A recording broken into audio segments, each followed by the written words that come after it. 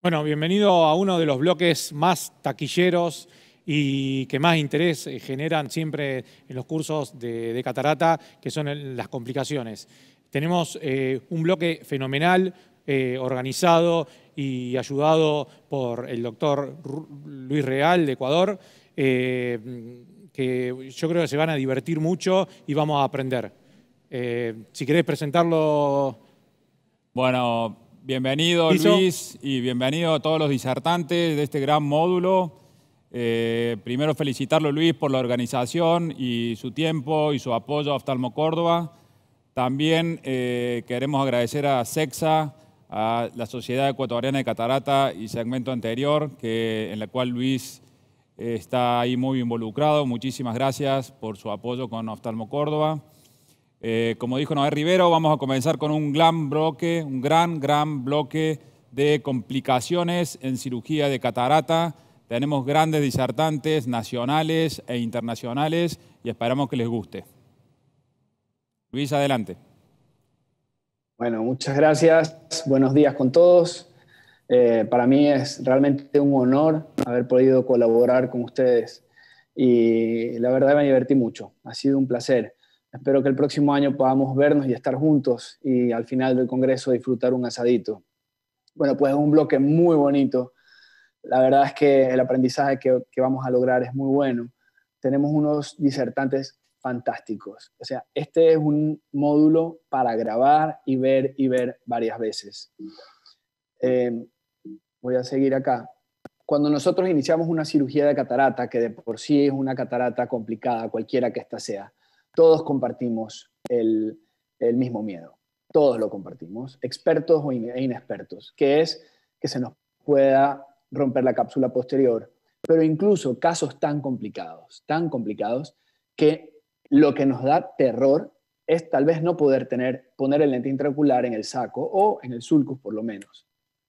Entonces, nosotros a veces nos enfrentamos a casos como estos, en que hay errores del cirujano, y eso es lo primero. Nosotros, para ser mejores, tenemos que hacer autocrítica, ¿sí? Y saber qué es lo que hacemos mal, reconocerlo para cambiarlo. Pero muchas veces podemos tener la suerte de, con las técnicas adecuadas, resolver, ¿sí? Luego pensamos que eso puede ser lo más complicado que nos puede tocar y nos encontramos con otras cosas y decimos hasta dónde puede llegar. Miren esos pliegues y miren esa fibrosis. Y aquí es cuando uno dice, Dios mío, aquí el femto sí que hubiera tal vez representado una ayuda, pero no es nuestra realidad. No todos tenemos un femto a mano. Yo opero en varios sitios y en unos tengo unas cosas y en otros tengo otras. Y esa es la realidad de Latinoamérica. Y tenemos que resolver porque nuestro último fin es el bien del paciente.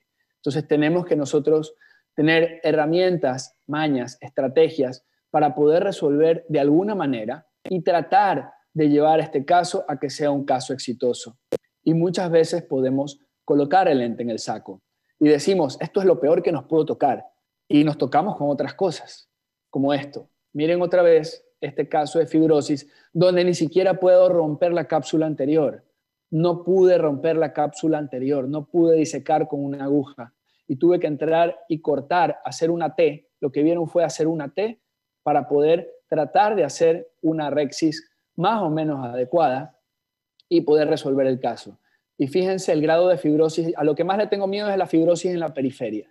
Porque cuando hay fibrosis en la periferia, uno puede esperar lo peor. Y si uno realmente pierde la paciencia o tiene exceso de confianza, le van a pasar cosas como esta.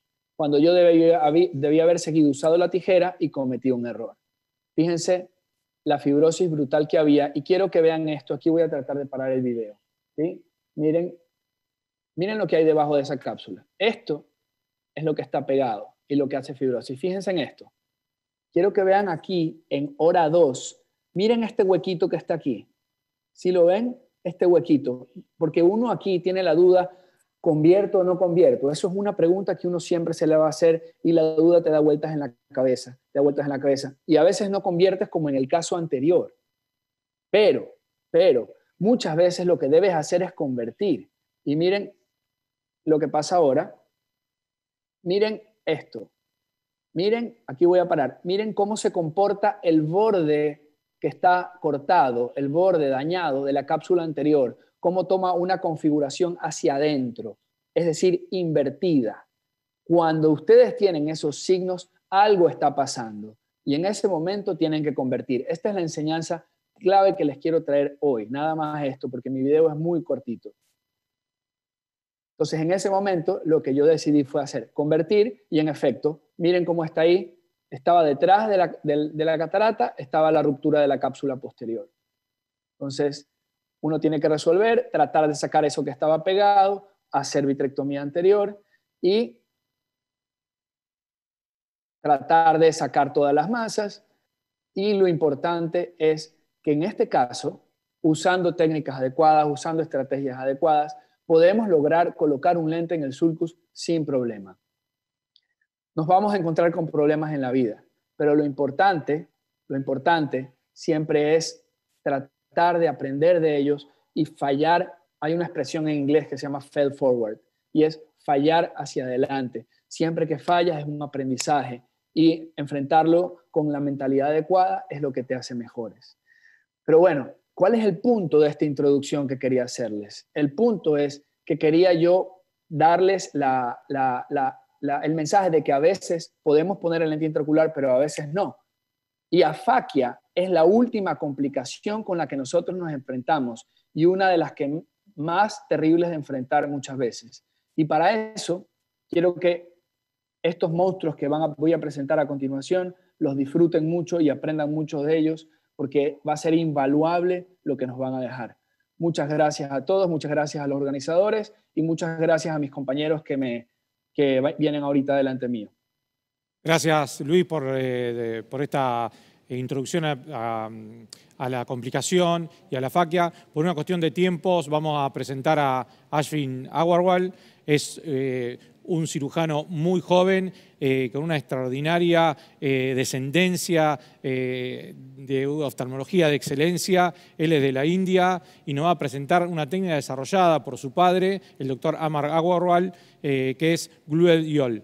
Welcome, Ashwin, to Oftalmo Córdoba 2020. Thank you very much for having me, Oftalmo Córdoba. This has been absolutely brilliant. See some amazing speakers here, and Louis, that was absolutely brilliant talk there. My topic today is Glued IOL, and I have financial interest with Zeiss, but none of it pertains to the talk today. I wanted to start off with a problem, and the problem statement is something that everybody has seen. You see a normal case when you start, and when you begin the capsulorhexis, a lot of times, actually a few times it happens that you'll start seeing this bag a little bit weak, just a little bit. You can manage through the whole phaco without any worries. But after the rhexis, you start seeing that this bag is not so strong anymore.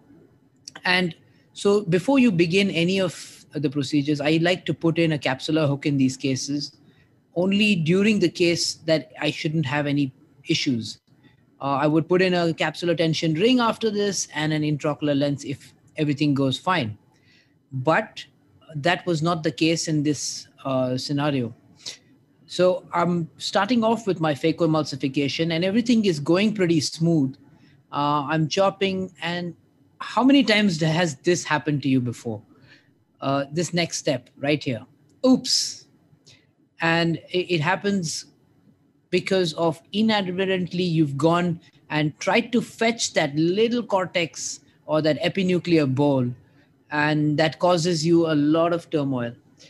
What should one do next? I think we've all have our own methods, and what I really need at this point of time, and I wanted, if somebody wants to learn Glued IOL, you must have the basic vitrectomy setup, Glued IOL marker, Glued IOL forceps, trocar AC maintainer, or any AC maintainer, a 3-piece IOL, and some fibrin glue. But first up, you suture the wounds. Next, you put in a trocar, either in the posterior or the anterior. Here, next, I've done a peritomy, and using my Glued IOL marker, I'm making 2 by 2 millimeter flaps, 180 degrees apart, partial thickness scleral flaps. Once I'm done with my partial thickness scleral flaps, I do a sclerotomy approximately 1 millimeter behind the limbus. And the direction of the needle is the center of the globe. Once this is done, I make my paracentesis incisions if I didn't already make them before. And using a cutter is what I use because I already have trocar inside. I'm using a cutter to remove both cortex and bag remnants along with vitreous. So all three using one instrument, and that is the vitrectomy cutter. The bag, the cortex, and the anterior vitrectomy is what I'm trying to perform here in this case. Once I'm done with all three of them, and I can use 4 ports here, the 2 sclerotomies, and I'm also using the main port and the side port here. Once I'm done with that, the next step is to externalize the haptics. Hold the tip of the haptic and externalize them. Use two-handed maneuvers or a handshake technique to remove or externalize the trailing haptic. Once both your haptics are out, just leave it. Nothing will happen. Don't worry. And you can go ahead and make your Gebauer-Charriot's tunnels, basically taking these haptic tips and tucking them inside. Mind you, Gluedial is a lot more forgiving for centration. And I'll just give you a small tip here. Don't hold it parallel. Instead, hold the haptic perpendicular with the forceps. That way you push the tip of the haptic down into the groove of the Gebauer-Charriot's tunnel. Important to understand now is that's the end of the anterior part of the placement of the IOL. But sometimes where you can always put in pilocarpine, and that brings the pupil size down. But in case, again, I repeat, in case you see something like this happening on table, an optic capture happening on table, please put in a pupilloplasty. This avoids any tilting of intraocular lens happening post-operatively. So post-operatively, if you want to avoid a tilt or astigmatism because of that tilt, just do a pupilloplasty. It keeps that optic from coming up into the anterior chamber. In this case, I was fortunately lucky not to have any optical edge popping out. I then remove my trocar and place glue under the flaps, and hence the name Glue IOL. And once that is done, that is pretty much the end of the case. So no headaches with sutures or any of that sort. This is post-op day 3 of the same patient. Just wanted to show you. Summary points would be suture the wounds, do a peritomy, place a trocar AC maintainer, fashion out scleral flaps, sclerotomies, do an anterior vitrectomy. That might include removal of any cortex or bag remnants, externalize haptics, the 3-piece IOL, tuck them in the Gebauer-Charriot's tunnel, pilocarpine or pupilloplasty, depends on what works in that particular case, close up and see your post-op. I do have some special scenarios, but I think in interest of time, if I have time, I'll continue. Minutes, Ashwin. You have 2 minutes more. Okay, I'll just show you one special scenario that is very, very dear, and that's of Sommering ring. If you see this Sommering ring, this is actually a 2-minute video, so it really helps. And I'll go a little faster as well. I'm doing my peritomy. I'm making sure that I'm making my flaps 2 by 2 millimeters in size. I've made my flaps. I'm doing a trocar AC maintainer here. Once my trocar AC maintainer is there, I'm making my sclerotomies. Again, behind the Sommering ring, the direction of the needle should be behind all of the structures anteriorly. After doing an anterior vitrectomy, I am first placing the glued intraocular lens in place. Once I have my glued intraocular lens, externalized haptics, both the haptics have come out. I now have created a base where nothing will fall down. Now I start approaching by using iris hooks the exact Sommering ring itself. And now I tuck my haptics to stabilize the IOL. Once this is done, break off. The Sommering ring is covered both sides by anterior and posterior capsule. So I have to break off some zonules and the capsule in these cases. The two tricks that you can use is one, burping method, that is just depress the posterior lip and start taking off all these Sommering rings, because it is a lot more. It will cause a tilt. You can use these burping methods. In most cases, sometimes what happens is the burping method does not work because the size of that Sommering ring is very large, and hence you might have to remove the piece by doing a phaco on top. But you can be rest assured these pieces don't go down because these pieces now are protected by an intraocular lens. Whenever I use iris hooks in these cases, I always tend to put in some amount of pupilloplasty, not all, just wherever I find that optical edge might pop up post-operatively. This is 2 weeks post-op of the same patient. And I wanted to thank Ophthalmo Cordoba for inviting me and having me here on the stage. Thank you so much. Muchas gracias, Ashwin. Realmente unos videos increíbles nos has mostrado. Tenemos unas preguntas del público y la primera pregunta es: ¿cuál es el mejor lente para hacer la GLUID IOL? ¿Cuál es el mejor lente que ustedes creen? Hay mucha gente interesada en comenzar a hacer este tipo de técnicas aquí en Argentina. Dinos un tips para la mejor selección del lente.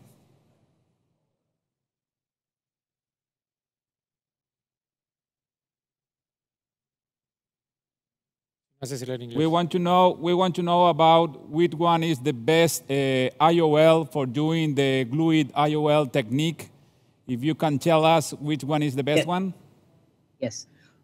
So where I'm from, the one I use are the Sensar from J&J or the Technis from J&J are the best. But I would even go ahead and say that if you do have the Zeiss 602, I think that's a really good lens. That is the CT Lucia 3-piece. I know they're in high demand today in the world. So if you get them, yes, that's the lens I would go for. But otherwise, the Sensar works, the Technis platform works. We can also use the Bausch & Lomb soft pore. But the last would be probably the Alcon, because it's a little more brittle, the 3-piece lenses. Okay, Ashwin, thank you very much. Amazing surgeries. Thank you for being here in Ophthalmo Cordoba 2020. And we are going to present the next speaker. Vamos a presentar al próximo disertante. Thanks, Ashwin, for all the awesome video you present. Bueno, vamos a presentar el próximo speaker, que es el doctor Melvin Gutiérrez. Es un oftalmólogo de República Dominicana que está haciendo un fellow en la Clínica Oftalmológica del Caribe, un fellow de segmento posterior, y él nos va a hablar qué hacer frente a una ruptura capsular posterior. Bienvenido, Melvin, y ya podés comenzar tu conferencia. Muy buenas a todos. En primer lugar, quiero dar gracias. Es un honor para mí participar hoy en esta charla. Voy a hablar brevemente un poco sobre la ruptura capsular. Sabemos que es la complicación más común en la facomultiplicación y al mismo tiempo es la más temida, y todo esto pues debido a las consecuencias, a la necesidad de un segundo procedimiento o la posibilidad pues de repercutir en la agudeza visual final de estos pacientes. Entonces aquí le quiero mostrar algunos estudios que se han realizado de seguimiento de pacientes con ruptura capsular, donde se ha comparado pues los resultados de realizar una vitrectomía anterior vía corneal o una vitrectomía anterior vía pars plana. En esos estudios se han comparado y se han dividido los grupos y se ha visto una mayor incidencia de necesidad de un segundo procedimiento o complicaciones en los grupos que se les realiza una vitrectomía anterior vía corneal.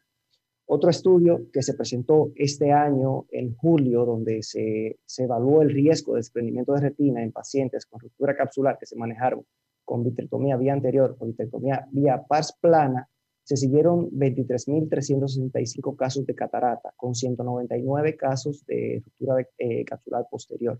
144 se les realizó una vitrectomía anterior vía limbal por el cirujano de segmento anterior, y 55 se solucionaron por vía pars plana por el retinólogo debido a que hubo una subluxación del cristalino a cavidad vítrea. Entonces, la lógica nos dice, el que está más complicado, pues es al que se le luxó el cristalino, ¿no? Pues lo interesante fue que en el seguimiento, la incidencia de desprendimiento de retina fue mucho mayor en el grupo de vitrectomía anterior que en el grupo al que se le usó el cristalino.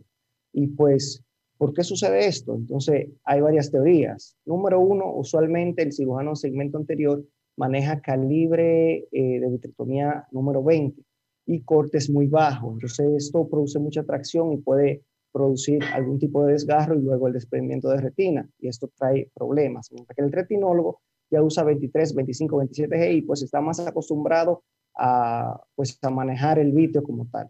Entonces, otra segunda teoría es que los avances en la visualización, instrumentos quirúrgicos, simulación, ha hecho que el cirujano de segmento anterior sea muy, muy bueno en su trabajo y el número de rupturas capsulares que estos se enfrentan en realidad es muy baja.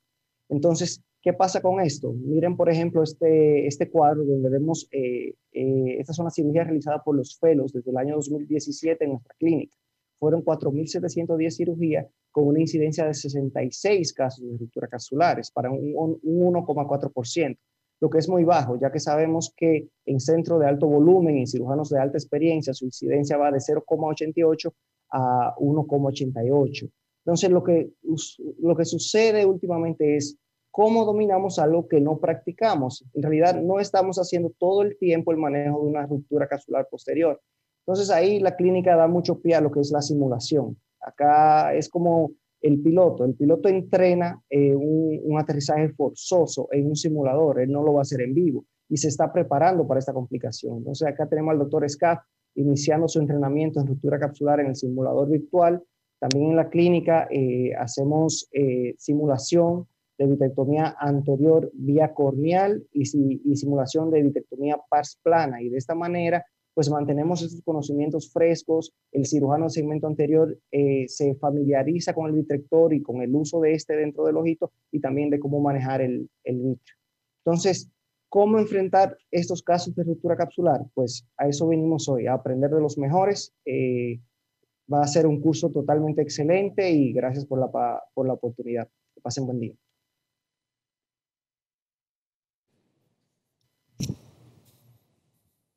Bueno, muchas gracias, Melvin, por este resumen y de manejo de ruptura capsular posterior. La verdad que la simulación y la oportunidad que ustedes tienen en Clínica Oftalmológica del Caribe en hacer el fellow y tener no solamente el simulador ISIS, sino también tenés ojos artificiales, te da una magnífica oportunidad para practicar estas complicaciones y ya saber resolverla o qué hacer frente a una complicación real ante un paciente. Y eso creo que te da un valor agregado espectacular, ¿no? Sí, es una gran oportunidad y pues de afinar y de mantener pues esta técnica bien fluida. Excelente, Melvin. Muchísimas gracias por tu participación y esperamos en algún momento poder invitarte y que estés acá presente en Oftalmo Córdoba. Vamos a seguir con una charla fundamental, ¿no? Que cuando hay una complicación y todas estas técnicas que vamos a ver, que nos van a presentar todos estos disertantes, necesitamos hacer que el paciente tenga una vitrectomía muy prolija, porque si no tenemos una buena vitrectomía vamos a tener, más que una solución, una complicación. Así que Gastón Gómez Caride, el director de Retina Extrema, nos va a orientar y nos va a comentar cómo realizar una vitrectomía prolija en este tipo de pacientes. Bienvenido, Gastón, a Oftalmo Córdoba. Muchas gracias por la invitación, gracias también a los hermanos Jovelina. Yo voy a tratar de hablarles un poquito del manejo del vitrio orientado más que todo al cirujano de segmento anterior. Por el tiempo que tenemos es difícil, pero la orienté la charla para que la gente que arranca a operar, cuáles son los factores de riesgo prequirúrgico, es decir, en qué pacientes es probable que se nos rompa la cápsula. Acá les pseudoexfoliación capsular, un núcleo duro o hipermaduro, cuando hay un trauma con compromiso de la cápsula, cuando hay una debilidad sonular visible, ojos cortos, ojos largos. Ojo, tengan cuidado si tienen una mala visualización o en pacientes con Marfan o vitrectomías previas. Se rompe una cápsula, ¿y qué pasa muchas veces? Esto se lo robé al doctor Arasanz. Hay que estar preparados. Todos lo podemos resolver, pero la clave es estar preparados. Es decir, tiene que haber un código dentro del quirófano cuando cambiamos lo que tenemos que hacer. Tenemos que saber dónde está el vitrectomo, tenemos que saber usar el vitrectomo, tenemos que saber dónde está la triamcinolona, ¿no? ¿Qué pasa? Se rompió la cápsula, ¿dónde está el vitrectomo? Todos empiezan a mirar y nadie sabe dónde está estéril. Saber qué viscoelásticos tenemos que usar. En general se recomiendan dispersivos. Lentes adecuados. No es lo mismo poner cualquier lente en el sulcus, tiene que ir el lente que corresponde y las suturas que corresponden. Como dijo antes Melvin muy bien, se rompe una cápsula, ¿en qué parámetros? No estoy canchero con el vitrectomo. Pongan siempre la punta para arriba, siempre vean la punta del vitrectomo. No hagan vitrectomía si no ven la punta. La mayor velocidad que maneja el sistema, depende del equipo que tengan. Hay equipos que llegan a 2.000 cortes y hay equipos que llegan a 20.000 cortes. Pero tengan cuidado, no es lo mismo si uno quiere sacar una brida vítrea que uno quiere sacar una masa cristaliniana. Si yo quiero sacar únicamente vitrio, la mayor velocidad que permita el sistema. Si yo tengo que sacar masas cristalinianas, tengo que bajar la velocidad de corte. 500 a 1000 está bien. Si van a mayor velocidad de corte, no le dan el tiempo al vitrectomo para que corte y aspire la masa. Rápidamente, esto es en todos los equipos, salvo en los ultra equipos premium, que para no dar, o Constellation, o Dort, o EVA, los equipos que tienen TDC que son TDC, son los que cortan cuando van y cuando vienen. Todo esto es distinto. Los equipos que cortan cuando van y cuando vienen, que se llaman TDC, es la mayor velocidad que permite el sistema, porque estos equipos tienen la boca del vitrectomo más tiempo abierta. Acuérdense eso. Bueno, ¿qué es lo que tenemos que hacer primero? Lo primero, sabemos que si hay una ruptura de vitrio, el vitrio se maneja por gradiente de presión. Entonces, si se rompe una cámara, yo tengo que estabilizar las cámaras. Bajo la altura de la botella, cambio la anestesia. Como dijo excelente Melvin recién, en los abordajes es la eterna discusión. Sepan que el abordaje anterior tiene mayor porcentaje de desprendimiento de retina que el abordaje posterior, pero yo no creo que sea por los abordajes propiamente dichos, sino probablemente sea porque sea la vitrectomías incompletas. No creo que tenga tanto que ver con el abordaje. ¿Cuáles son las ventajas entre una diferencia de ventajas y desventajas de vitrectomía anterior con posterior? La anterior obviamente es más sencilla de realizar si uno no está familiarizado. Pero tengan en cuenta, como hablamos antes, gradientes de presión. Lo ideal sería que cierren la incisión principal con un punto, pongan el trocar, como explicaron anteriormente, y trabajen por pars plana, porque así eliminamos la presión y logramos estanqueidad en las dos cámaras. El posterior es un poquito más difícil, en realidad no es más difícil, uno tiene que animarse a hacerlo. Es decir, se recomienda el abordaje posterior cuando la ruptura capsular es muy grande o hay restos de masa. Acá, como les dije recién, ¿sí? ¿Cuándo se recomienda por vitrectomía por pars plana? Y si la ruptura de cápsula posterior es mayor al 50%, si la pupila es pequeña, si el núcleo es duro, si hay restos nucleares en el vitrio. A veces, si el cirujano no es experimentado y uno tiene una ruptura capsular, el problema es la colocación del trocar, que muchas veces utilizan trócares reutilizables que no tienen filo y que el ojo está hipotónico. Entonces, primero para colocar el trócar den un punto, normotensen el ojo y ahí coloquen el trócar. Si quieren colocar un trócar con el ojo hipotenso va a ser muy, muy difícil. Con respecto de los lentes, tenemos que tener lentes de backup. No deberíamos poner lentes en el sulcus que no sean para sulcus. ¿Por qué? Porque producen un montón de complicaciones, edema macular cistodio, problemas de defecto de transiluminación, difotopsia, glaucoma, hemorragias intraoculares. Así que, si se rompe la cápsula, llévense el concepto, el lente que corresponde, no el lente que tengo. 5 principios para estar preparado. No ir a la pesca del vitrio, porque si uno va a la pesca del vitrio produce desgarros. Tengan triamcinolona a mano. No utilizar esponjas ni espátulas. No utilizar esponja ni espátula. La espátula la pueden usar al finalizar el procedimiento para rechequear que en el segmento anterior, por arriba del iris, no haya vitrio. La vitrectomía la tienen que hacer con cámara cerrada, por eso les dije varias veces, en un punto cierren las incisiones y el lente adecuado. Bueno, muchas gracias de vuelta por la invitación. Muchas gracias Gastón, muy claro los conceptos. Desde Guatemala nos están preguntando si vos tenés una ruptura capsular con vitrio y tenés al día siguiente viene el retinólogo. ¿Le hace el cirujano o espera al retinólogo? Sí, pero eso no depende de la experiencia que tenga el cirujano de segmento anterior. Hoy en día hay cirujanos de segmento anterior que ponen muy bien Trocarex y que manejan muy bien el segmento anterior y posterior. Pues lo puede hacer tranquilamente el cirujano de segmento anterior, como tranquilamente también lo podría resolver un cirujano que sepa colocar Trocarex, que sepa hacerlo del segmento anterior. Sí, mientras se sigan los pasos que vos perfectamente mostraste, se puede hacer una vitrectomía en forma segura. Muchas gracias, Gastón, por tus palabras, tu participación y por brindar tu experiencia. Vamos a seguir con el módulo de complicaciones y es un honor para Oftalmo Córdoba contar con el siguiente disertante, que es el doctor Aik Ahmed de Canadá. Es por muchos considerado uno de los mejores cirujanos del mundo y para nosotros es un honor que nos presente su técnica que es la sutura con Gore-Tex de un lente fijado a esclera. Welcome, Ike, for Oftalmo Córdoba.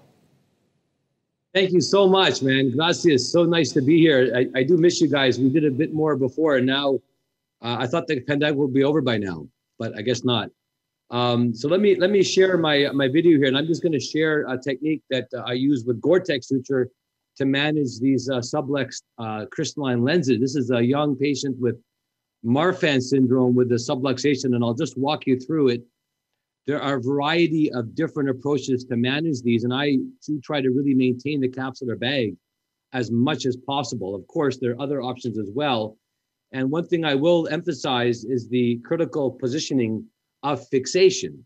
Whether it's a haptic or whether it's sutures, we must pay attention to the limbal anatomy. And the limbus is perhaps not the best place to look.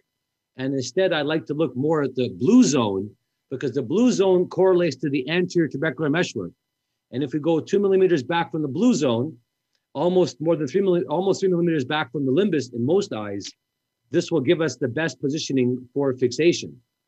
Now, of course, in these eyes, we have to be mindful of the fact that the vitreous face is present. One of the benefits in keeping the capsular bag is we can do these cases without doing a vitrectomy in the majority of cases. And that's one of the benefits of doing this. Of course, the capsulorhexis is the most critical part of the procedure. And the initiation in these young capsules can be challenging, and a sharp tip microforceps will help to propagate this capsulorhexis.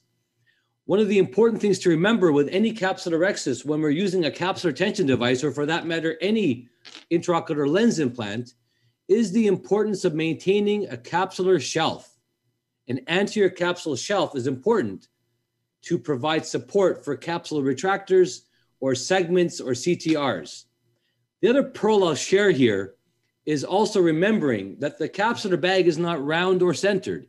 So don't make the capsulorhexis round or centered on the limbus.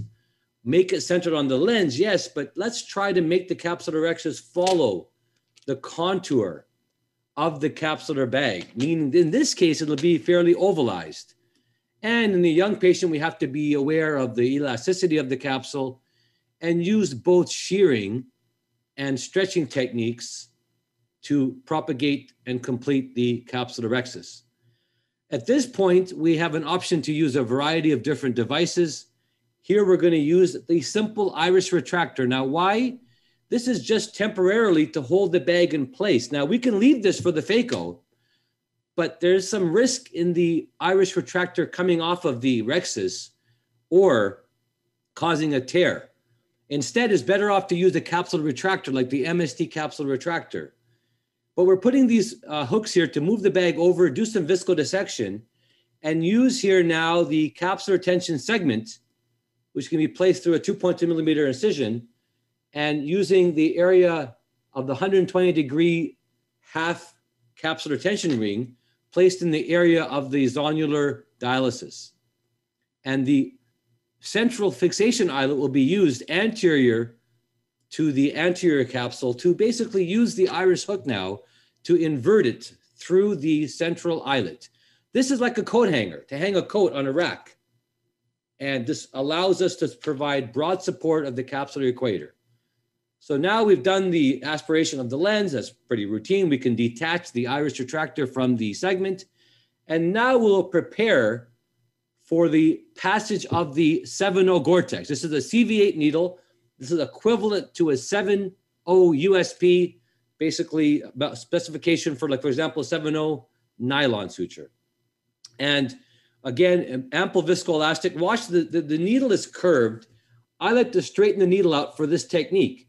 Some surgeons like to cut the needle off and use a snare or use a micro grasper to pull the suture out through the scleral incisions. But I still like to make docking technique, as you'll see here.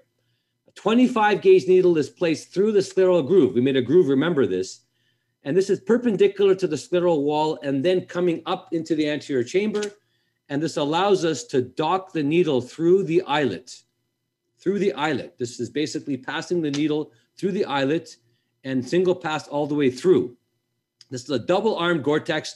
We love Gore-Tex. I have not yet seen a Gore-Tex suture break over 12 years of experience with Gore-Tex. We now will place the segment back in the capsular bag, and then we will pass the second arm of the Gore-Tex. This is a similar technique if we were going to suture a lens, for example, suturing it through the eyelet. I like to use this approach as well. 2 millimeters adjacent to the first pass, central to the area of the dialysis. The needle is passed again. This is a very safe place to place the needle through the pars placata area. And then we will dock the needle and pass it out. So now we have a continuous suture. We can then tie the suture. Now here's what I like to do. I like to do a slip knot. A slip knot, 2 throws in the same direction, because a common mistake surgeons have is we tie the suture too tight. And then the whole complex is too far over and we cause more zonular problems. So make a slip knot, tighten the knot as much as we need to, and watch how the bag will slide over slowly. And now we have the bag in better position. Now this supports the area of the dialysis. I still like to use a capsular tension ring as well, because this provides circumferential support. Now we could use a Cioni modified ring, but I find the versatility of the segment to be more adaptable during surgery and more versatile. Hence we use this 2 fixation approach or 2 device approach. Now the lens goes in, it's a toric lens. This patient has about 4 diopters of with the rule astigmatism. We're sitting temporally here, and we'll remove the viscoelastic from behind manually, and we'll tighten the suture to get perfect centration of the lens. You can see how the rhexis is now stretched a bit more with the placement of the ring. And we're tying the suture in a single locking knot. And then very important to bury the knot in the sclera. This will erode through the conjunctiva if we don't. The scleral groove adds a little bit of protection for the suture, but the knot should be rotated into the sclera, as we just saw there. Just push it in and rotate in. And we have completed this case without vitrectomy, using small incisions and using Gore-Tex suture. So that, my friends, is basically how we like to manage some of these cases with Gore-Tex. And I hope this was helpful. Nice to see some of you here. Yeah, man, I'm getting very, very crazy not traveling out of Canada. It's getting cold. Okay, Ike. Thank you very much. It was an amazing surgery. We have some questions. As you showed us in your surgery, you use a capsular tension segment and then you use a capsular tension ring. In which cases you are going to use 2 capsular tension rings only? Segments, sorry. Yeah, 2 capsular tension segments. There are some cases, good question, where the zonular dialysis is much more diffuse and much more severe 360 degrees. In those cases, I place 2 segments, usually 180 degrees apart from each other. That's what I'll do in that case. In this case, the zonules were very good on the inferior side of the bag, so I left that area alone. But you're right, we can put 2 segments if we need to, if there's global, diffuse, profound zonulopathy. That's a good question. Okay, and another question. What kind of IOLs do you prefer in these cases, in these complex cases? I love the ease of use and the delivery of a one-piece lens. I like the ability to allow me to move the lens slightly within the capsular bag if I need to. And I'm relying on the capsular tension devices in the bag to provide bag support. So really, I don't think there's any benefit of using a 3-piece lens if I'm putting it in the bag with capsular tension devices. Okay. What's the follow-up that you have with this kind of suitors? We have about 12 years of follow-up. And I would say we just look at our data, over 1,000 eyes. As of yet, I have not seen a single case of a breakage. We have seen one case where the suture unraveled, so it's important to lock the knot. We saw one case where the suture eroded through the conjunctiva because the knot was not adequately rotated. So those are important pearls. But as far as breakage, what we saw, for example, with Nino or tenoproline or Mersaline or nylon over 5 to 10 years, we just don't see it with Gore-Tex. Touch wood. Yes. Ike, the manipulation and the visualization of the Gore-Tex in the anterior chamber is better than other suitors? What do you think about that? Yeah, I mean, it's very evident. You can see the suture, it's white, so there's not too many things that are white inside the eye. So it's actually quite evident. In the sclera, of course, you cannot really see it. It's white, so it's hard to see. But visualization is not a problem. The one wish I had was the needle is very large. So some people are not comfortable with the large needle. But the suture is not designed for the eye, right? It's designed for cardiovascular or other applications. So we modify it for the eye. But we are trying to push the company, Gore, Gore is the company that makes the suture, to provide a more ophthalmic-friendly suture.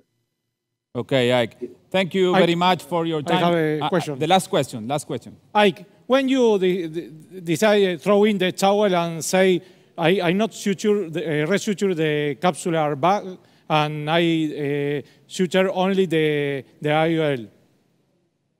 If there is no zonule left, if the bag is on the retina, on the macula, then maybe I will choose to remove the whole thing. But if there's one zonule left, I try to keep it. But honestly, I think that we have to make a decision, of course. If the bag is very unstable, then I completely agree with the need to do IOL fixation to the sclera. If I'm going to the sclera, I will do, for example, very similar to what Gerardo will show. I typically use haptics in the sclera fixation, which works out quite well, or iris suture fixation. Okay, Ike. Thank you very much.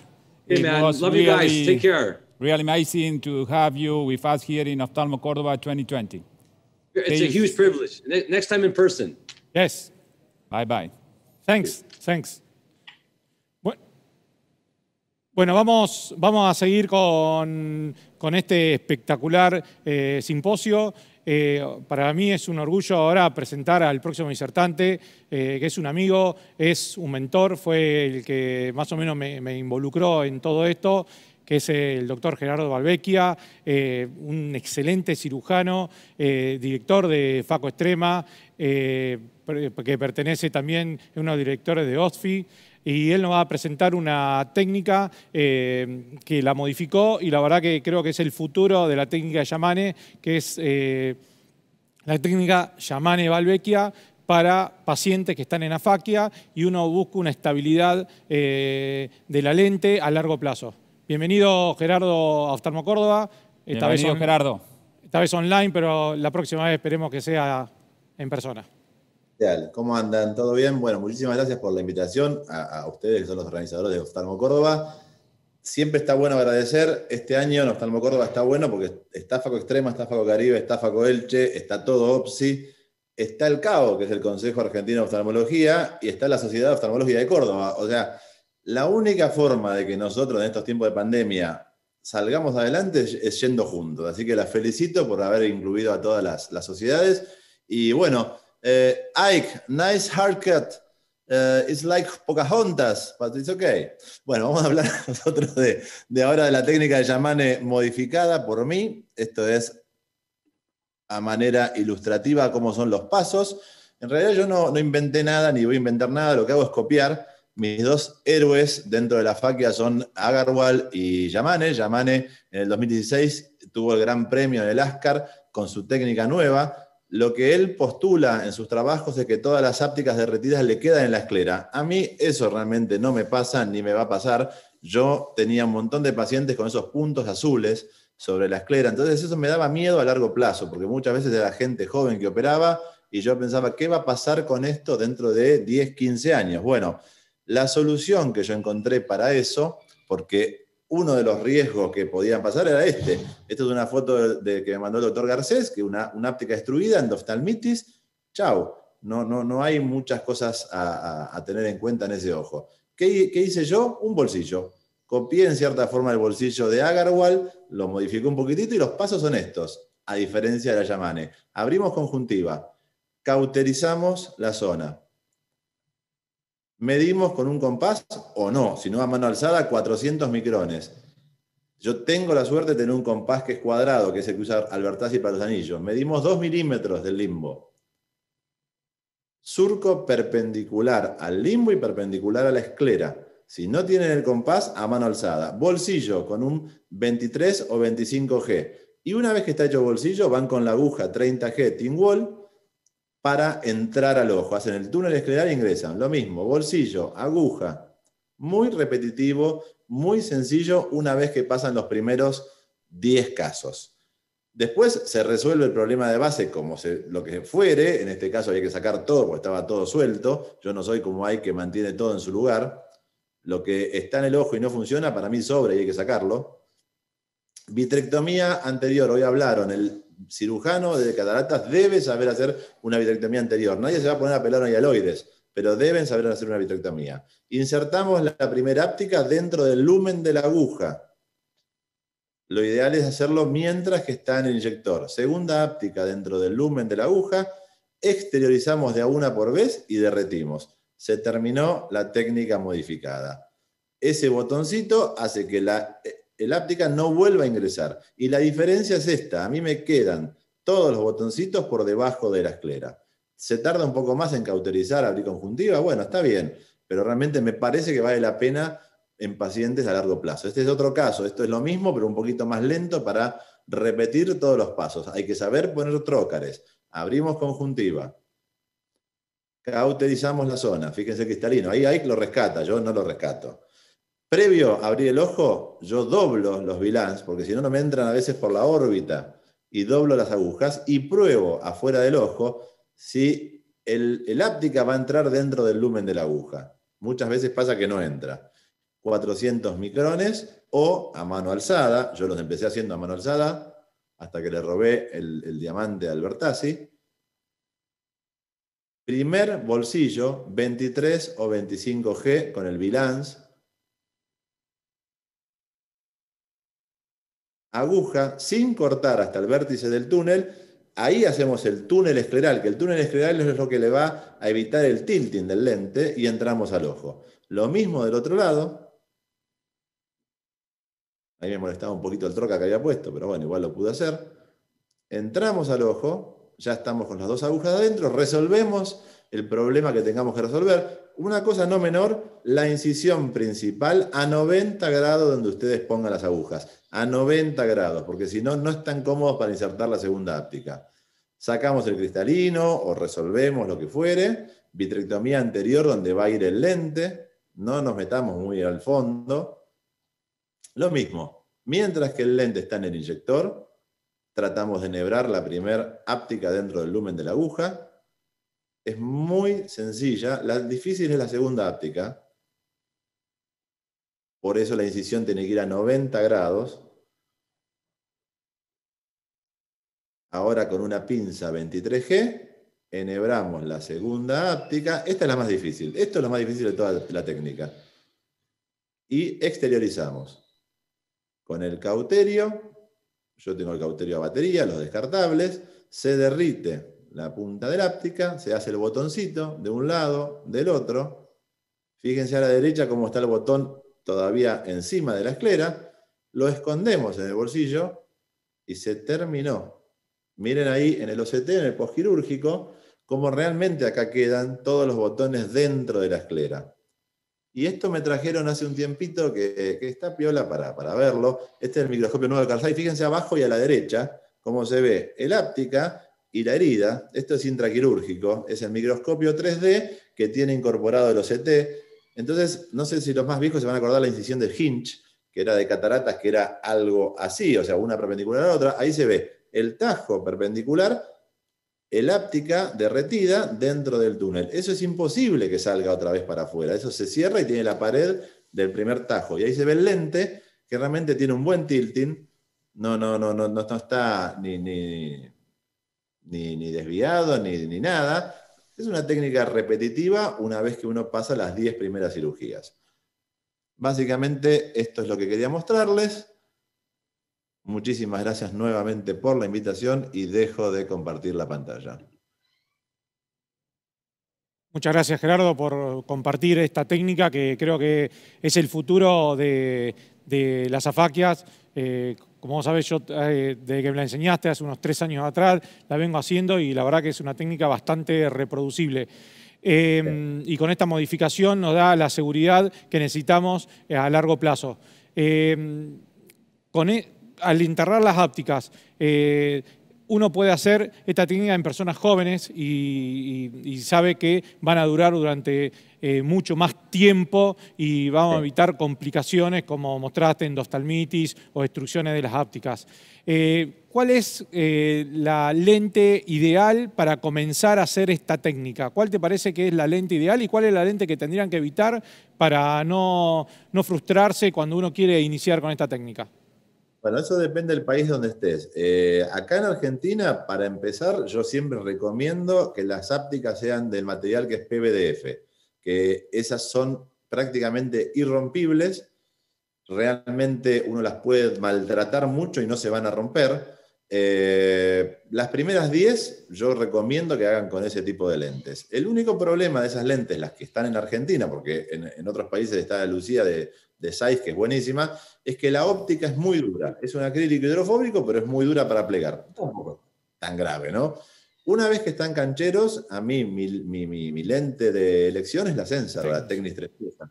Porque la óptica es buenísima, las ápticas andan fantásticos, se pueden, digamos, la diferencia con la de Alcon es que la óptica de Alcon termina como en J y la óptica de Technis termina como en C, más abierta. Entonces es más fácil para poder enhebrar. Pero el consejo es, comiencen con cualquier lente que tenga ápticas de PVDF. Esas son irrompibles, que al principio lo van a maltratar un poco el ojo. Excelente. Y otra lente también que tenemos acá disponible en Argentina es la lente de 3 piezas de silicona de Bausch + Lomb. Y también por ahí no sería la ideal para comenzar a hacer esta técnica, porque la silicona es una lente muy resbaladiza y las ápticas también se pueden llegar a romper. A mí no me gusta la silicona porque vos en estos ojos, son ojos que están maltratados y muchas veces ya tienen vitrectomía o hay que hacerle una nueva vitrectomía y si le pones el aceite de silicón después, o sea, pensando en a largo plazo no estaría del todo indicada la silicona en este tipo de ojos, pero bueno, se pueden usar también. Bien, Gerardo, comentanos un poquito tu experiencia con el OCT intraquirúrgico. ¿Qué estás haciendo? ¿Para qué lo estás usando? Comentanos un poquito. ¿Querés que te cuente con honestidad bruta? Me lo trajeron para probarlo, lo tuvimos 3 semanas, me divertí pasándoselo a todo lo que podía pasárselo y lo devolvimos. pero, a ver, lo usé para todo. Puse un ICL y es maravilloso para ver el volting. En el momento de la cirugía, puse una 2 multifocal y vos ves perfecto el volting, o sea, ves las incisiones, todo. Las indicaciones serían trasplante de córnea, a ver dónde estás en cada momento de la cirugía. Para retina, Gastón tiene más experiencia para pelar una membrana epirretinal. Y para nosotros, para el ICL, para ver cómo te queda el volting intraquirúrgico. Pero la verdad que al menos acá en Argentina sale 465.000 euros, creo, el microscopio, el OCT y el 3D.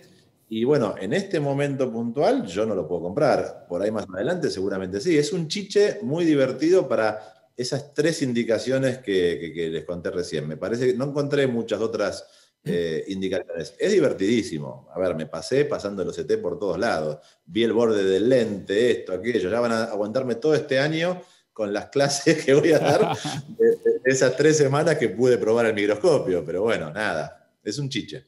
Excelente.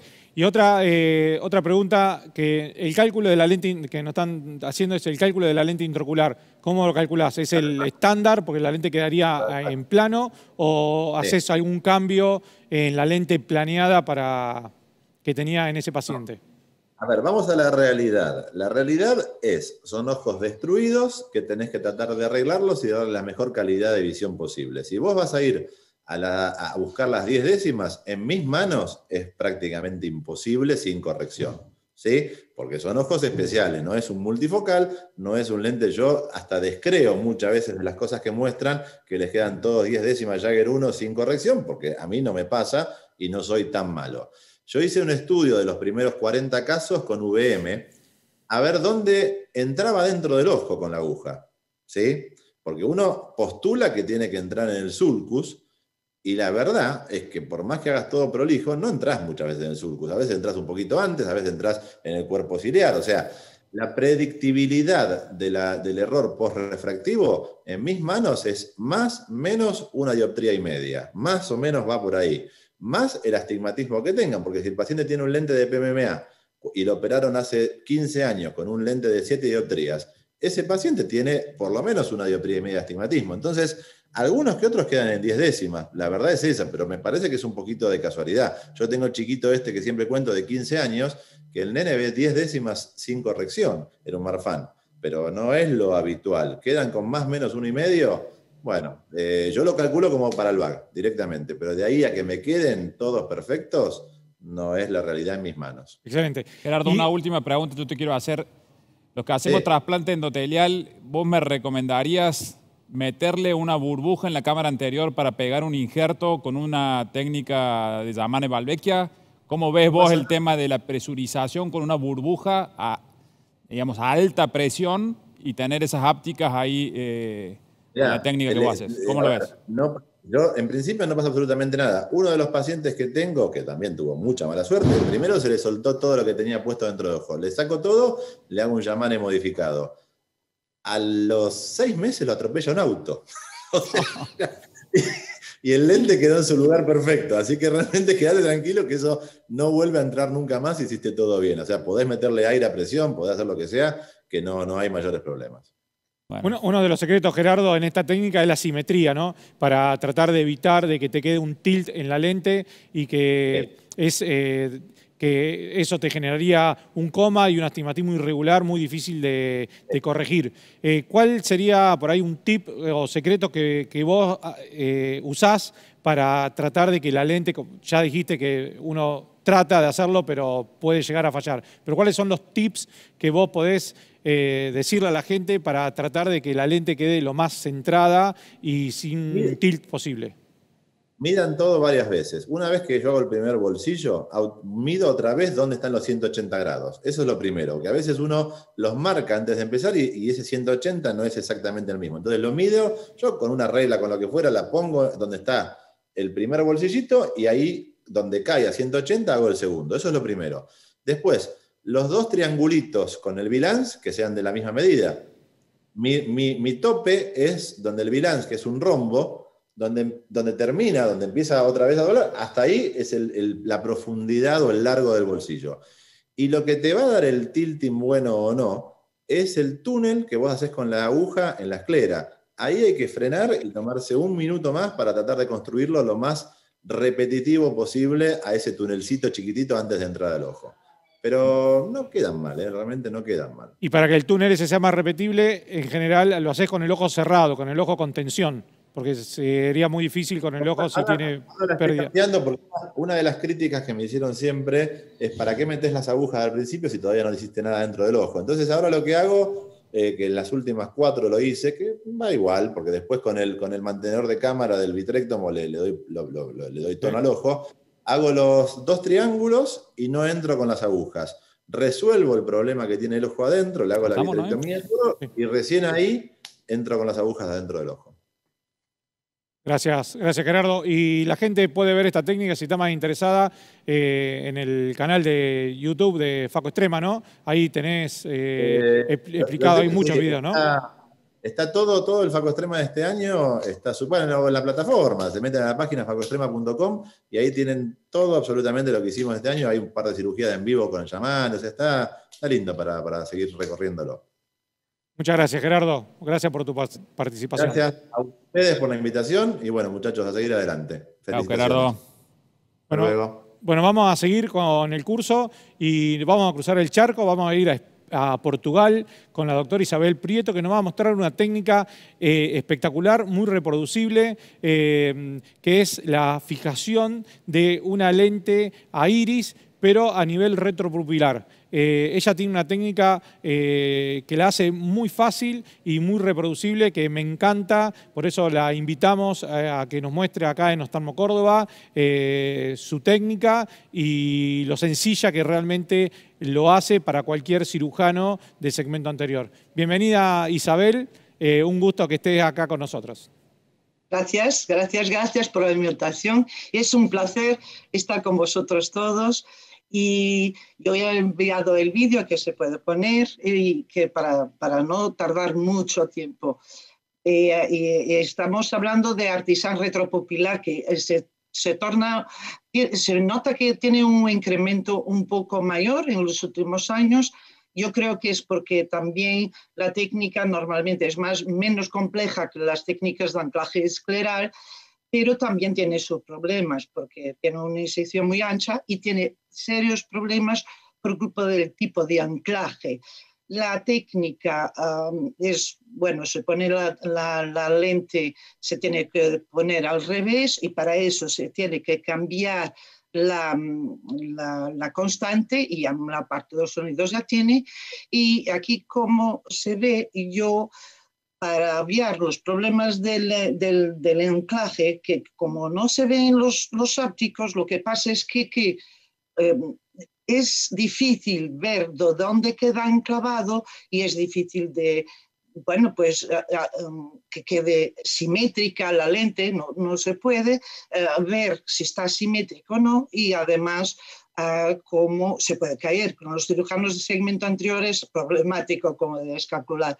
Entonces yo lo utilizo, es una aguja de prolene, de aquellas largas rectas que la pongo de limbo a limbo y después lo que hago es, lo puedes hacer, yo aquí lo veis que estoy haciendo en 2 pasos, coger la lente y se pueden enclavar por debajo para arriba de un lado y después de otro.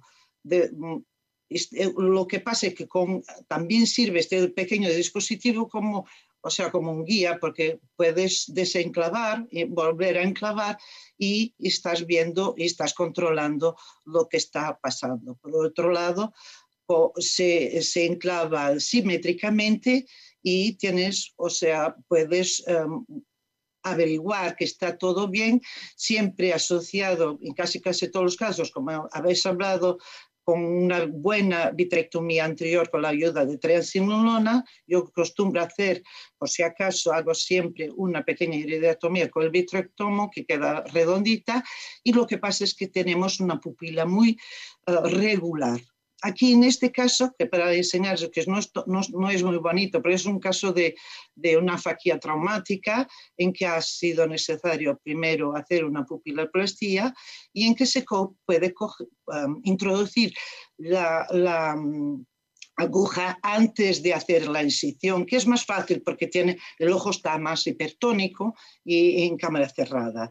Lo puedes, como habéis visto atrás, lo puedes hacer en 2 pasos, primero de un lado y anclar, pero en este caso, como en muchos casos lo podemos hacer, es poner la lente toda para detrás y así no hace falta cambiar de mano, siempre controlando el sitio del anclaje con la aguja recta de prolene. En este caso también se puede averiguar que este anclaje es suficiente porque aunque hacemos pequeños estiramientos por ejemplo, en esta pupiloplastía, en esta sutura, el anclaje está garantido y no hay problema de mayor. ¿Por qué utilizar esta aguja y no otra cualquiera? Una más gruesa o no son tan flexibles y lo que pasa es que puedes dañar los ápticos de la lente.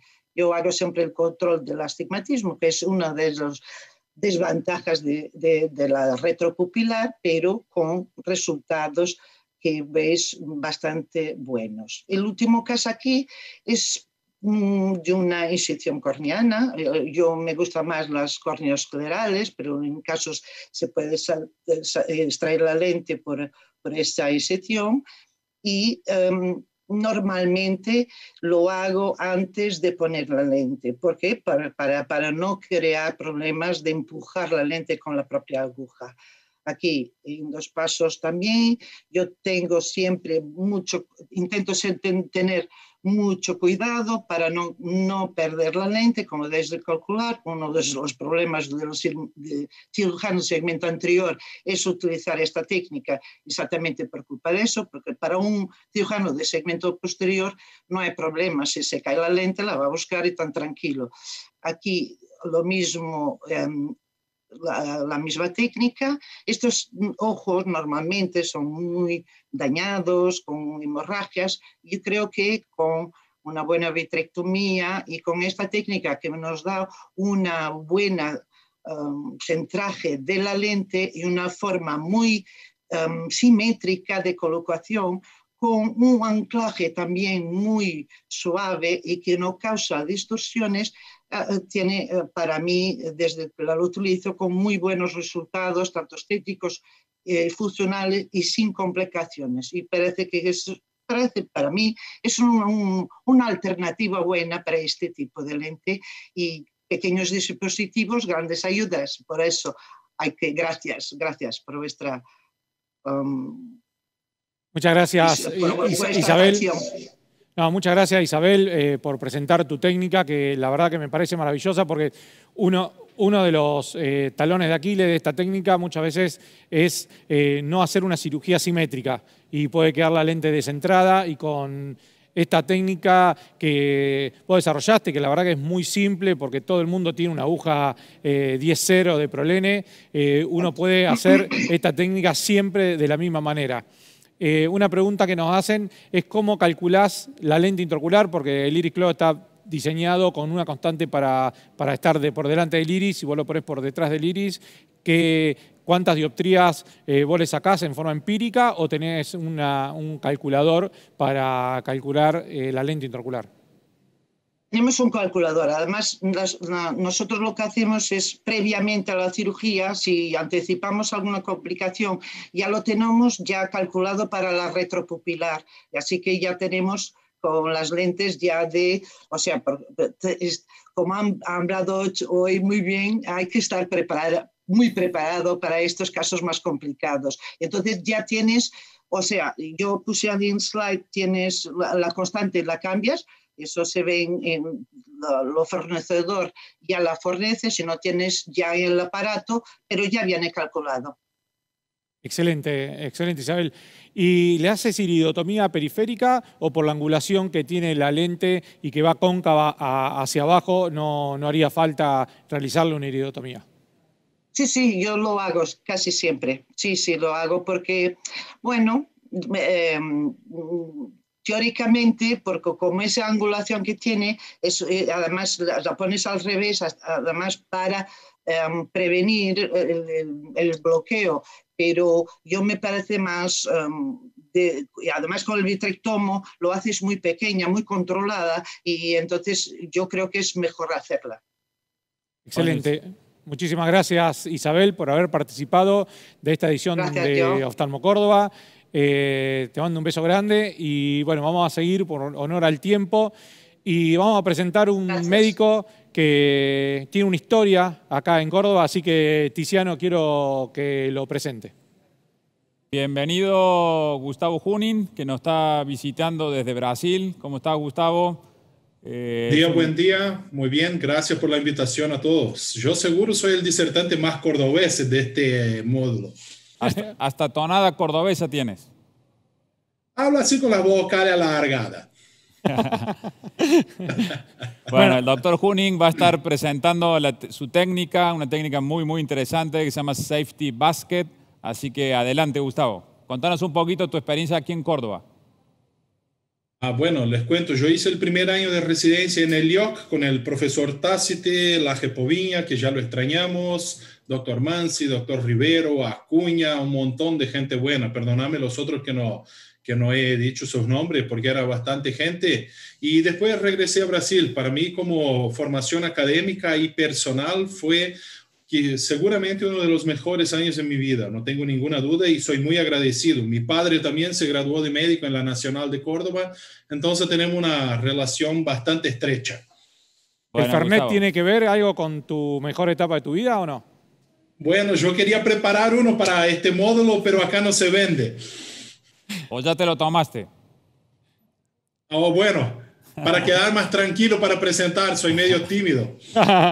Bueno, adelante Gustavo, podés comenzar con tu presentación. Bienvenido. Bueno, ¿pueden correr el video, por favor?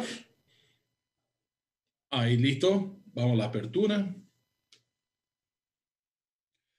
Son dos complicaciones que voy a presentar en ese video, ¿está bien? Es un paciente que yo mismo hice la FACO y se cayó el lente porque tuve una cápsula por ruptura de cápsula posterior.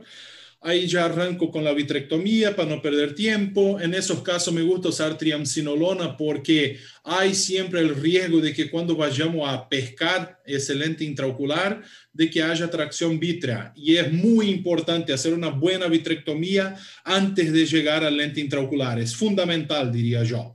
La traigo hacia arriba, bien despacito, sin apuro, cuidando con el endotelio. Yo puse antes sustancia elástica para protegerlo porque es fácil dañarlo. Y acá lo que hago yo, ese lío estaba en el surcus. Entonces, ¿qué hago yo? Pongo de vuelta en el surcus, sin apuro, con bastante calma, pero como ya se había caído de ahí, mi decisión fue usar la Safety Basket Technique, que es una técnica descrita por el doctor Samuel Maskett de California, y ya van a ver cómo funciona ese resultado. Importante, ya les adelanto una información, siempre hacer vitrectomía cuando vayan a hacer esa técnica. 2 milímetros del limbo y 4 milímetros del punto a otro, según su orientación. Yo hago 3.5 porque me siento más cómodo. Ya pasé el primer punto, ahí vamos a pasar la segunda vuelta. Primero, a mí me gusta siempre hacer en el plan vertical, entre 6 y 12 horas. Hago el anclaje. Es una cirugía en el hospital público, entonces solo tengo agujas 25G para hacer el docking. Y un truco que van a ver cuando yo haga el paso horizontal es hacer un movimiento, no sé cómo se dice bien en castellano, serpiginoso, o sea, como una serpiente, porque así se firma bien la aguja en la de insulina de 25G, porque si no se puede quedar dentro del ojo. Entonces, bien tranquilo, sin apuro, está bien agarrada. Yo aprofundizo un poquito más y ahí vean, movimientos como una serpiente, está bien anclada, bien agarrada y paso sin preocuparme, sin ningún estrés. Vamos de vuelta. Mucha atención que sea simétrico del otro lado. Yo siempre mido antes, yo marco con la cola del esclerótomo, así ya sé dónde tengo que poner la aguja. Vamos de nuevo, la misma cosa. Y ahí también mucha gente hoy en día llama eso de hashtag o sostenido o net, porque son dos filos doble armados que son paralelos en el eje vertical y también en el eje horizontal. Hago la sutura sin apretar mucho. Importante tener el ojo bien presurizado porque si está hipotónico, lo que pasa es que cuando se infla el ojo de nuevo, puede haber mucha presión o mucha tensión en el hilo.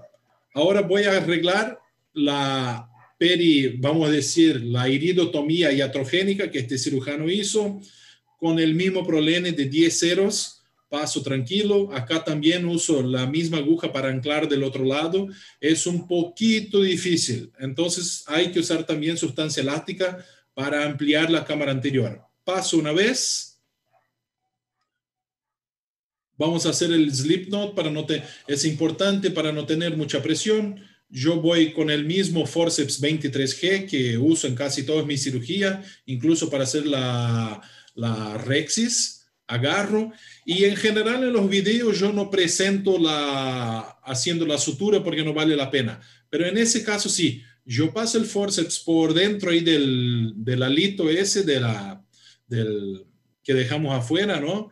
Y paso 3 o 4 veces bien tranquilo. Fíjense porque también en ese caso hay sustancia elástica dentro en el prolene y eso dificulta un poquito trabajar, queda un poco resbaloso.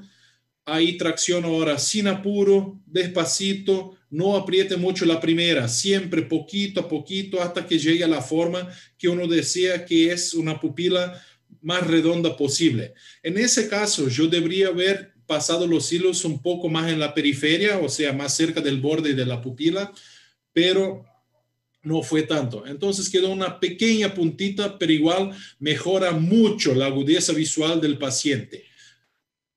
Quito el perfluorocarbono que siempre pongo para proteger por lo posterior si se cae el lente, y ahí inflo un poquito y está listo el paciente contentísimo. Gracias, señores, por la atención. Realmente un gusto. Gracias, Gustavo, por mostrar tu técnica. Esta técnica, la verdad que es bastante también reproducible, pero cuando suturás el prolene, para tratar de que la lente te quede con tilt o darle la tensión necesaria, ¿cuál sería tu secreto para dejar esta lente lo más estable posible? Buena pregunta, Noé. Es importante, como yo dije antes, siempre medir. O sea, si hay una simetría, es muy difícil que ese lío quede inclinado, que quede tilted, ¿está bien? Entonces, medir siempre bien. Y otra cosa, el tono del ojo, si está hipotónico, puede quedar mal o muy apretado. Y no apretar mucho, siempre poquito, o sea, cuando uno ya tiene un poco más de experiencia, va a notar que incluso porque si está muy tensionado puede romper el prolene, ¿no? Y poniendo el lío arriba, en general no he tenido problema. Hay gente que hace captura óptica con los líos de 3 piezas, ¿no? Entonces, pero para quien no tiene mucho trato con esa técnica, yo no recomiendo porque el lío puede crear lío. Perfecto. ¿Prolene 9.0 o 10.0? ¿Cuál es el de tu preferencia? Si realmente tenés los dos para elegir. Se puede elegir el 9.0 sin duda porque te dura mucho más. Ahí como es hospital público, lo que me dan es 10 ceros, hay que hacer. Pero a veces pasa que cuando estamos terminando la sutura se rompe y hay que hacer el trabajo todo de nuevo. Perfecto, perfecto. No sé, Tiso, si tenías alguna pregunta para Gustavo o si hay alguna pregunta del público. Bueno, muchas gracias, Gustavo. Muchas gracias por tu participación. Saludos acá desde Córdoba. Ahora el doctor Noé Rivero va a presentar al próximo disertante y último disertante de este gran módulo de complicaciones en cirugía de catarata. Gracias, Gustavo, por tu participación. Bueno, vamos a seguir con el último disertante y no por ser el último, el menos importante. Vamos a presentar a Santiago Morales Orozco, que es de Colombia, un gran cirujano vitreoretinal de la Clínica Oftalmológica del Caribe, de la clínica del doctor Lucho Escaf. Y él tiene una técnica modificada de Agarwal que tiene ya mucha experiencia. Sí, bueno, después nos contás, Santiago, cuánto hace que la estás haciendo, pero hace no menos de 5 años y yo te la vi hacer y es muy reproducible, por eso te invitamos, porque me parece que es una técnica que se puede llegar a desarrollar, la puede hacer un oftalmólogo de segmento anterior y con los tips que vos nos podés decir, podemos llegar a tener un excelente resultado como están en tus manos. Bueno, buenos días a todos. Pues muchas gracias por la invitación. Hoy les pienso hablar de esta técnica, que es una modificación de la técnica de Agarwal. La idea es que, bueno, pues si quieren arrancamos. Tú presentas, ¿listo? Entonces, esta técnica llevo 6 años con ella, más o menos del 5 al 7% de la consulta no tiene soporte capsular. Pacientes acá tenemos afaquias congénitas, subluxaciones traumáticas, espontáneas, congénitas, pseudofaquias complicadas, muy complicadas, que requieren sacar el lente, poner otro lente, trauma. Entonces, aquí el volumen es muy alto. Entonces, pues digamos que me dé una forma de poder no suturar el lente, dado que pues, la pseudofacodonesis y la uveitis crónica y los edemas maculares son causas muy frecuentes de las suturas de los lentes, aparte de que se extruyen, son incisiones muy amplias, hacen astigmatismo. Entonces la idea es hacer esta técnica en donde modifiqué, pues ya no hacer una técnica como la hace el doctor Agarwal, en donde se hace un cuadrado, sino una L. Utilizo el lente MA60C de Alcon principalmente, aquí es el que más utilizamos, y la idea es hacer unas incisiones en L solamente, abriendo con un bilance con 20G en el lecho escleral, de 2 por 2 milímetros de las esclerotomías, y el lente queda 1.5 milímetros del limbo. Aquí en este video vemos pues la técnica en un paciente con un trauma, con una subluxación del cristalino traumática. Entonces la idea es, en estos casos yo siempre recomiendo hacer vitrectomía. En este caso pues se dan cuenta que termino de luxar el cristalino, hago una facoextracción del cristalino vía posterior, protegiendo la retina siempre con perfluorocarbono líquido, revisando muy bien la retina siempre. Al quitar el cristalino, pues se revisa la retina, se quita obviamente el perfluorocarbono líquido, y luego de esto se hacen las peritomías a 180 grados una de la otra. Es una esterectomía parcial del 90 grados, más de 90% de espesor. Diseco pues la esclera. En este sitio la idea es hacerlo a 2 milímetros más o menos, y a entre 1 y 1.5 milímetros del limbo se ingresa con el bilance.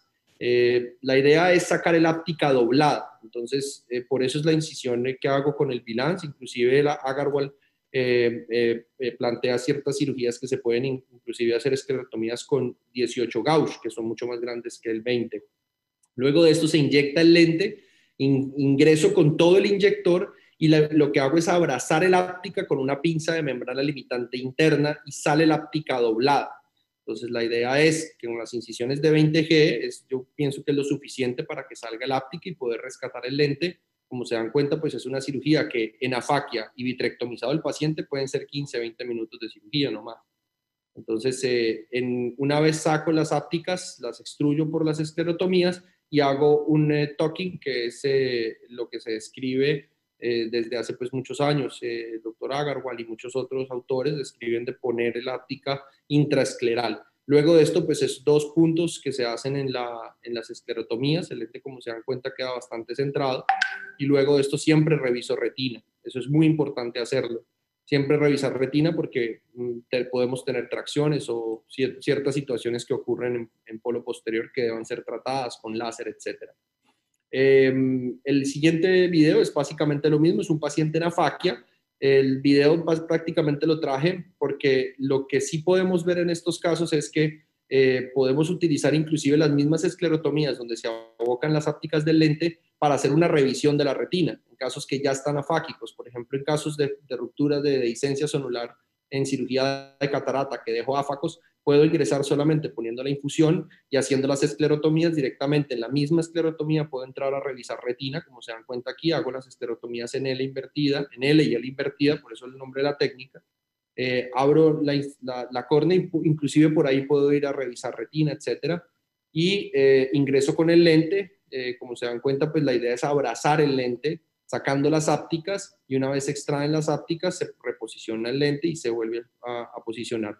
En esta época yo hacía el handshake, en donde ingresaba con una pinza a través de una paracentesis y me posicionaba el lente de tal manera que lo pudiera agarrar con la otra pinza. Hoy en día ya no hago esta técnica, lo que hago es luxar el lente prácticamente a la cavidad vítrea, habiendo extraído una de las ápticas, que generalmente es la izquierda, dado que la incisión la tiendo a hacer entre las 12 y las 10 en horario a nivel limbar. Entonces, bueno, pues esta técnica ya llevo 6 años con ella, completamos 280 casos más o menos, la inmensa mayoría exitosos. Aquí tenemos mucho glaucoma, tenemos muchas cosas pues asociadas al trauma, etcétera, pero el lente es muy, muy buena técnica, queda bastante centrado. He tenido inclusive pacientes con trauma después de esto y no he tenido ningún tipo de descentramiento. Lo único es en pacientes con mucha iridodonesis puede haber una luxación del lente o del iris, más bien en la parte posterior del lente. Entonces, pues eso es tal vez lo único que podría yo añadir. No sé, lo hice rápido, el video era de 5 minutos y por eso no quise poner más videos. Perfecto, Santiago. La verdad que una técnica parece muy reproducible y hacer esta L parecería mucho más sencillo que hacer la tapa escleral y uno se asegura de que esto va a cerrar muy bien. La pinza 23G de retina, para explicarle un poco a los cirujanos del segmento anterior, ¿cómo es que vos abrazás, decís, la áptica? Porque vos no la agarrás, ¿sí? ¿Cómo es que usás la pinza de ILM de retina para agarrar la áptica y no dañarla? La pinza hace esto. La pinza tiene una punta, ¿sí? Y la idea es no agarrarla en la punta, sino agarrar el áptica de tal manera que se abrace. O sea, la idea es abrazar el áptica y cogerla con la pinza. Nunca cogerla de esta manera porque se daña el áptica y se puede romper en la extrusión. Es más, la pinza tiende a sellar y retraerse. O sea, ella coge la pinza membrana limitante interna y se retrae ligeramente. Esto ocurre porque en el lumen de la pinza es, digamos, traccionada hacia proximal, hacia la mano. Entonces, si uno coge la áptica en el borde de la punta más proximal digamos, donde uno la coge, también se tiende a tocar y se puede dañar. Por lo tanto, la pinza sirve solamente para hacer la presión y sacarla a través de la esclerotomía. No se puede agarrar el áptica porque se tiende a romper. Excelente. ¿Y a cuántos milímetros distal de la áptica la tomás para sacarla y evitar que se te doble? A medio camino o en el tercio distal de la áptica. No lo tiendo a coger en el tercio proximal. Bien. Pues digamos que normalmente no se tiende a romper y el lente queda bastante centrado, pero para evitar ese tipo de situaciones yo la tiendo a coger lo más distal posible. Y una última pregunta que están haciendo es la aguja para tunelizar. ¿Qué calibre utilizás? No se te escuchó. 25G. Perfecto. Sí. ¿Y usás viscoelástico o para mantener el túnel abierto y que la áptica corra mejor o no? No, lo que hago es entrar con la esclerotomía, con la misma aguja, y como la aguja es cortante en la punta, y tiendo a hacer ciertos movimientos laterales, o sea, tiendo a hacer un pequeño túnel un poco más amplio cuando salgo, con mucho cuidado en el momento de sacarla, no ir a cortar el áptica. Bien, excelente. Y una gran ventaja que te vi cuando estuve y me mostraste esta técnica fue que también podés ir regulando para que la lente quede lo más centrada posible. Uno puede ir jugando y buscar el centrado con el eje pupilar del microscopio, con el reflejo pupilar para que la lente quede muy centrada, y eso también me parece muy bueno.